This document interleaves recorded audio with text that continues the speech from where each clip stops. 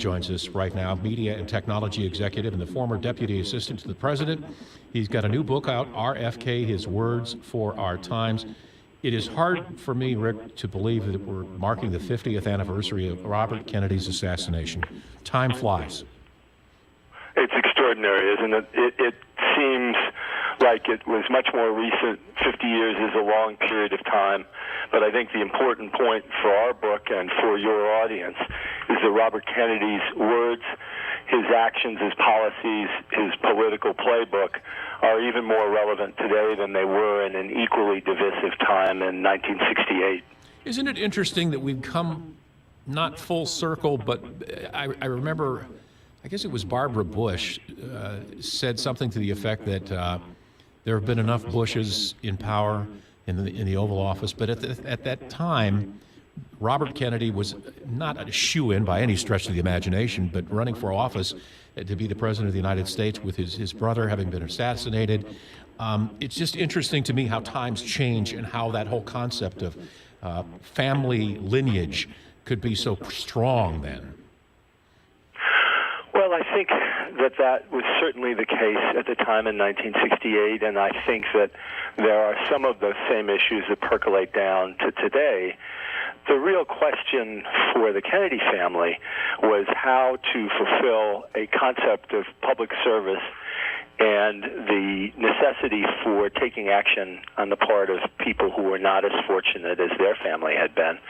And for Robert Kennedy, who had been very comfortable behind the scenes, being the campaign manager for his brother John, for his Senate campaign, for his presidential campaign, playing the role of Attorney General in the administration, to be thrust forward in front of the public as a candidate because of his brother's murder was a difficult circumstance for him. And he grew in his views, his language elevated, his politics became deeper and more important over the course of that time after his brother's death.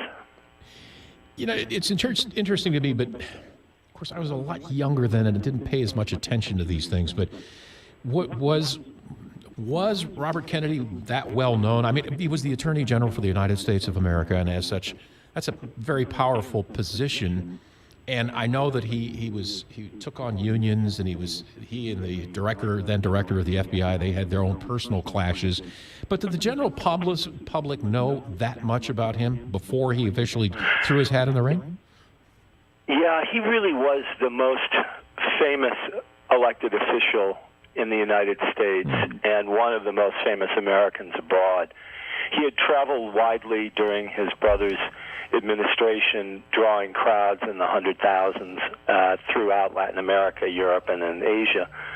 And he had been as close to a deputy president in his role as Attorney General, but the senior-most counselor for his brother, so that he was very well known within the country and considered a representative American leader abroad. I think if you watch what's a wonderful series on Netflix now called Bobby Kennedy for President, you get a real sense from that archival footage of how strong was the public attachment to him. Part of it was missing his martyred brother, but much of it was earned on his own account as having been a powerful Attorney General, having come to public attention, as you said, first by going after the toughest of enemies, the mob and corrupt union bosses, and serving in the course of the administration, being vital to the closest we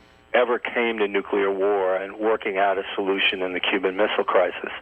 And then a senator from New York with tremendous visibility and ultimately a presidential candidate. A lot of times presidents and other high-ranking officials have a lot of people who write things for them. Others, not so much, that they have their own thoughts and they're able to eloquently present them. Was Robert Kennedy, which side of the fence did he fall on, that sort of thing? That's a great question.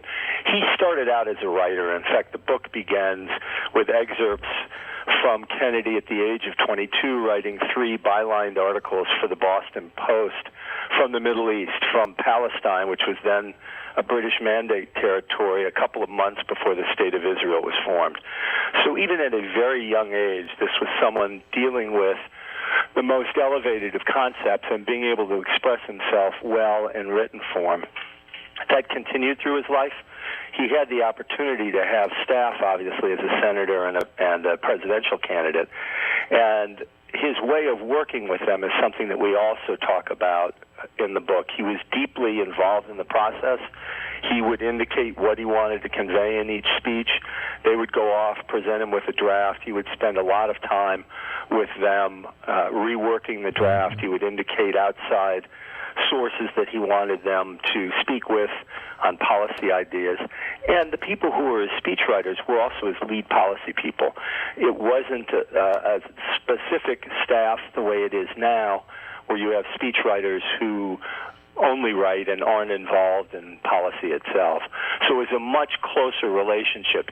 He may not have written all the words that he spoke, but he owned them all.